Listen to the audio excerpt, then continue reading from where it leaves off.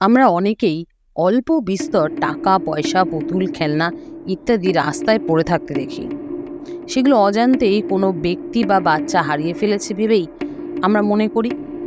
কিন্তু সত্যি কি এরকম পড়ে থাকা সব জিনিস মানুষের অজান্তেই হারিয়ে যায়? জানতে হলে সম্পূর্ণ এপিসোডটি শুনতে হবে। তবে এপিসোড শুরু করার আগে বলে রাখি, আতঙ্ককে যারা নতুন শুনছো তারা অবশ্যই চ্যানেলটি সাবস্ক্রাইব করে বেল আইকনটি প্রেস করে দিও। তাতে কি হবে, নতুন নতুন গল্পের নোটিফিকেশনগুলো সবার আগে তোমাদের কাছে পৌঁছে যাবে। আর এপিসোড বা গল্পগুলো যদি ভালো লাগে অবশ্যই লাইক শেয়ার এবং কমেন্ট করতে যেন দ্বিধাবোধ করবে না। তো চলে আসি ঘটনায়। আজকের এপিসোডে ঘটনা পাঠিয়েছেন রুক্মিণী ত্রিপাঠী দমদম থেকে। রুক্মিণীকে আমাদের তরফ থেকে জানাই অশেষ ধন্যবাদ। রুক্মিণী দেবীর লেখাটি তোমাদের শোনাচ্ছি। নমস্কার, আমি রুক্মিণী ত্রিপাঠী দমদমের বিবেকপাড়া এলাকার বাসিন্দা। এখানে আমরা প্রায় 15 বছর হলো আছি। বাড়িটি যখন কিনে এখানে এসেছিলাম তখন কোনো সমস্যা ছিল না। প্রতিবেশীরাও খুব ভালো। সবচেয়ে ভালো হয়েছিল ওই পাড়ায় আমার মেয়ের বয়সী কিছু বাচ্চা ছিল, যাদের সাথে বিকালে ও ছুটির দিনে মেয়ে খেলাধুলা করত। কখনো বাচ্চাগুলো পাশের পার্কে, মাঠে বা আমাদের বাড়িতে খেলতে আসতো। আমাদের বাড়িটি দোতলায় আমাদের মেয়ের খেলার ঘর ছিল। ওর যাবতীয় খেলাধুলোর জিনিসপত্র ওখানেই রাখা হতো। এক বছর শীতের দিকে হঠাৎ আমার মেয়ের ঘর গোছাতে গিয়ে দেখলাম একটা মাটির পুতুল ওর খেলার ঘরের টেবিলের ওপরে সাজানো। দেখে ভাবলাম ওর কোনো বন্ধু হয়তো ফেলে গেছে, কারণ কোনো মাটির পুতুল তো আমি আমার মেয়েকে কিনে দিইনি। অথবা ও কারোর পুতুল নিয়ে চলে আসেনি, তো খেলার ছলে হয়তো নিয়ে চলে এসছে। এটাকে জিজ্ঞেস করতে হবে। কিন্তু সেদিনই আমার মেয়ে স্কুল থেকে বাড়ি ফিরল ধুম জ্বর নিয়ে। ডাক্তার দেখানো হলো। 7 দিন হতে চলল, জ্বর কিছুতেই কমতে চায় না। তাই ডাক্তার রক্ত পরীক্ষা করতে দিলেন। আর এদিকে শুরু হয়েছে অন্য এক উপদ্রব। প্রতিদিন রাতে যেন কি একটা কাঁদে, কাছে পিঠেই কেউ কাঁদে। এমন ভাবে কাঁদে যেন মনে হয় খুব কষ্টে আছে। আমরা ভাবতাম হয়তো আশেপাশে প্রতিবেশীদের কারোর বাড়ির আওয়াজ। শীতকালেও তাই এত স্পষ্ট শোনা যায়। মেয়ের রক্ত পরীক্ষার রিপোর্ট সব নর্মাল, কিন্তু ও কিছুতেই সুস্থ হচ্ছিল না।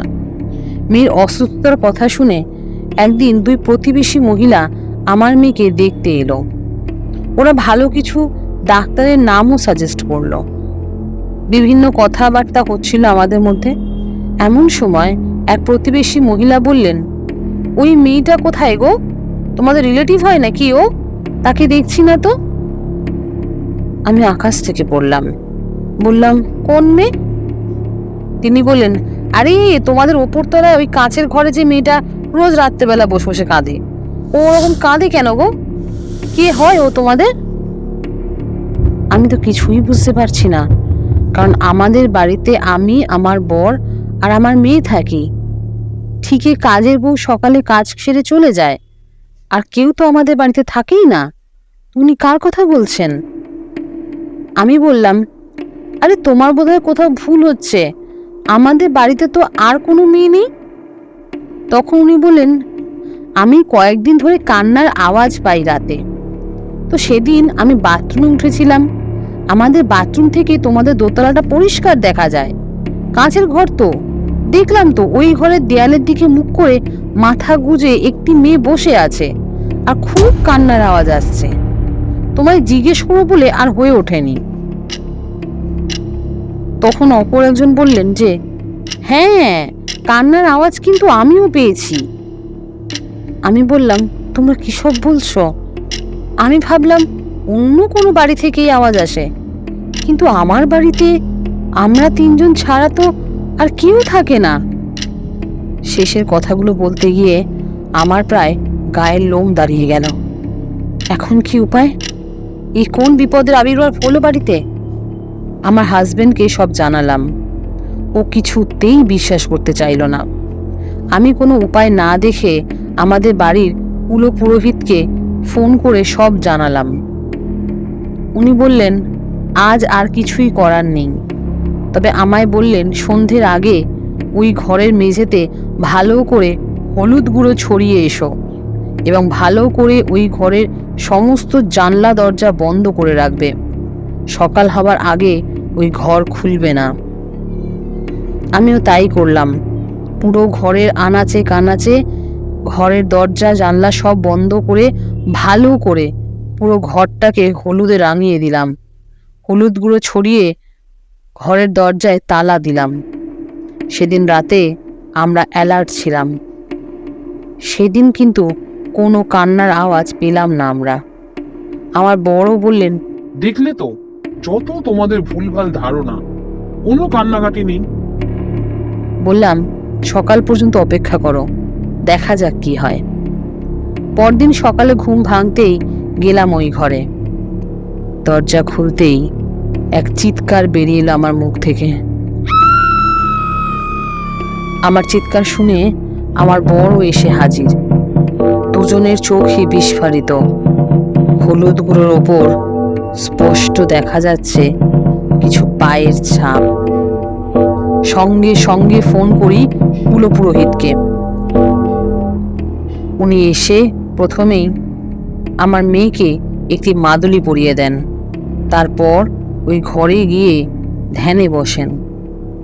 আধ ঘন্টা পর চোখ খুলে তিনি বলেন, ভালো করে খোঁজো, কোনো মন্ত্রপুত জিনিস এই বাড়িতে আছে যার মধ্যে একটা আত্মা কয়েদ করা ছিল। সে মুক্ত হয়ে এই সব কাজ করছে। আমি অবাক হয়ে বললাম, এমন তো কোনো জিনিস নেই, সবই তো আমার ঘরের জিনিস। উনি বললেন, ভালো করে খোঁজো, কিছু তো অবশ্যই আছে। এরপর সব এলোমেলো করে খুঁজতে গিয়ে আমার চোখ গেল ওই মাটির পুতুলটির ওপর।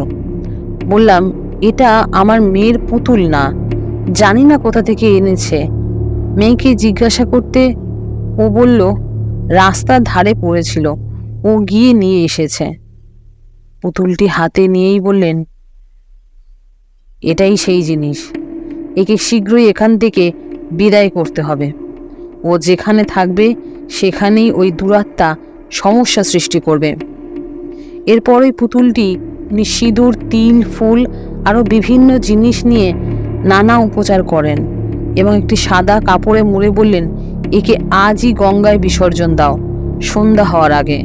তবে বিসর্জন দেওয়ার আগে 3 বার বলবে, তোমার আত্মার গঙ্গা প্রাপ্তি হোক, তুমি চির শান্তি লাভ করো। খবরদার আর পিছনে তাকাবে না। এসে বাড়িতে স্নান করে তবে ঢুকবে। আমার বর গেল ওই পুতুল নিয়ে। যথাবিধি উনি বলে দিলেন, তেমনই সেসব করলেন। সব অক্ষরে অক্ষরে পালন করা হলো। এরপর 3 দিন ওই ঘরে হলুদ ছড়ানো হলো। আর কোনো অস্বাভাবিক কিছু দেখা যায়নি এবং আমার মেয়ের জ্বরও কমে গেছিল। বুঝলাম বিপদ থেকে মুক্তি পেয়েছি। এরপর থেকে আর কখনো কোনো দিন আমরা কোনো জিনিস রাস্তা থেকে তুলে হাতে করে বাড়ি আনিনি। তো এই ছিল আজকের ঘটনা। কেমন লাগলো জানাতে ভুলবে না। যদি ভালো লেগে থাকে অবশ্যই নির্দ্বিধায় আমাদেরকে কমেন্ট করো। আর খুব শীঘ্রই আবার নতুন কোনো এপিসোড, নতুন কোনো গল্প নিয়ে তোমাদের সামনে ফিরছি। ততদিন ভালো থেকো, সুস্থ থেকো, আতঙ্ককে সঙ্গে রেখো। আজ জুলি, টাটা।